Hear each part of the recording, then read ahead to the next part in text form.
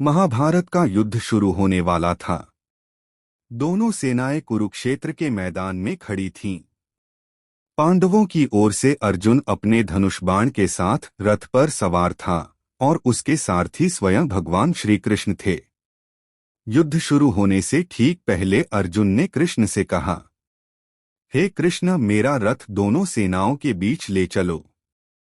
जब कृष्ण ने रथ को सामने लाकर खड़ा किया तो अर्जुन ने देखा, एक तरफ उसके अपने गुरु भीष्म, द्रोण, कृपाचार्य हैं। दूसरी तरफ उसके भाई बांधव, चाचा, रिश्तेदार और मित्र। यह देखकर अर्जुन के हाथ कांपने लगे। उसने कहा, कृष्ण, मैं अपने ही लोगों पर अस्त्र शस्त्र कैसे उठाऊं? मैं युद्ध नहीं करूंगा। मेरे मन में मोह और दुख भर गया है। अर्जुन रथ में बैठ गया, निराश, कमजोर और भ्रमित। तब भगवान कृष्ण मुस्कुराए और बोले, अर्जुन, यह कमजोरी तुम्हारे जैसी वीर के लिए उचित नहीं है। उठो। और यहीं से शुरू हुआ भगवद गीता का दिव्य उपदेश। कृष्ण ने समझाया, अर्जुन, तू शरीर नहीं, तू आत्मा है। आत्मा न जन्म लेती है न मरती है, इसलिए मृत्यु का भय व्यर्थ है। जिसका जन्म हुआ है वह अवश्य मरेगा और मृत्यु के बाद पुनर्जन्म होगा। कर्म करना तेरा अधिकार है, लेकिन फल की चिंता मत कर। उन्होंने कर्मयोग सिखाया।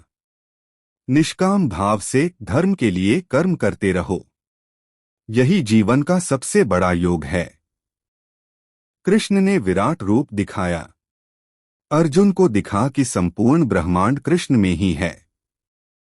वह समझ गया कि कृष्ण सिर्फ उसका मित्र नहीं, बल्कि स्वयं परमात्मा है। अर्जुन का भ्रम दूर हुआ।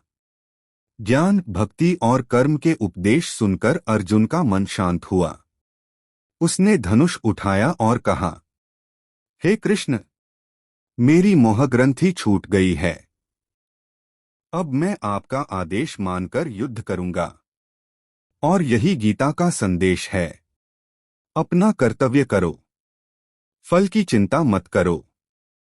हर परिस्थिति में धर्म और सत्य का साथ दो। भगवान पर श्रद्धा रखो और उत्तम कर्म करते रहो।